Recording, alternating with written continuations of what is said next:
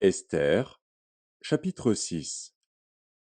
Cette nuit-là, le roi ne put pas dormir, et il se fit apporter le livre des Annales, les Chroniques. On les lut devant le roi, et l'on trouva écrit ce que Mardochée avait révélé au sujet de Bigthan et de Téresh, les deux eunuques du roi, gardes du seuil, qui avaient voulu porter la main sur le roi Assuérus. Le roi dit: Quelle marque de distinction et d'honneur Mardochée a-t-il reçu pour cela? Il n'a rien reçu, répondirent ceux qui servaient le roi. Alors le roi dit: Qui est dans la cour? Aman était venu dans la cour extérieure de la maison du roi pour demander au roi de faire pendre Mardochée au bois qu'il avait préparé pour lui. Les serviteurs du roi lui répondirent: C'est Aman qui se tient dans la cour. Et le roi dit: Qu'il entre. Aman entra, et le roi lui dit: Que faut-il faire pour un homme que le roi veut honorer? Aman se dit en lui-même: Quel autre que moi le roi voudrait-il honorer?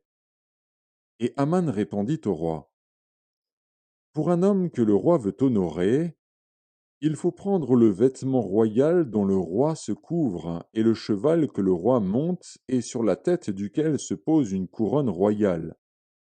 Remettre le vêtement et le cheval à l'un des principaux chefs du roi, puis revêtir l'homme que le roi veut honorer, le promener à cheval à travers la place de la ville, et crier devant lui: C'est ainsi que l'on fait à l'homme que le roi veut honorer. Le roi dit à Aman: Prends tout de suite le vêtement et le cheval, comme tu l'as dit, et fais ainsi pour Mardochée, le juif, qui est assis à la porte du roi. Ne néglige rien de tout ce que tu as mentionné. Et Aman prit le vêtement et le cheval, il revêtit Mardochée, il le promena à cheval à travers la place de la ville, et il cria devant lui: C'est ainsi que l'on fait à l'homme que le roi veut honorer. Mardochée retourna à la porte du roi, et Aman se rendit en hâte chez lui, désolé et la tête voilée. Aman raconta à Zeresh, sa femme, et à tous ses amis tout ce qui lui était arrivé. Et ses sages, et Zeresh, sa femme, lui dirent: Si Mardochée, devant lequel tu as commencé de tomber, est de la race des Juifs, tu ne pourras rien contre lui, mais tu tomberas devant lui. Comme il lui parlait encore, les eunuques du roi arrivèrent et conduisirent aussitôt Aman au festin qu'Esther avait préparé.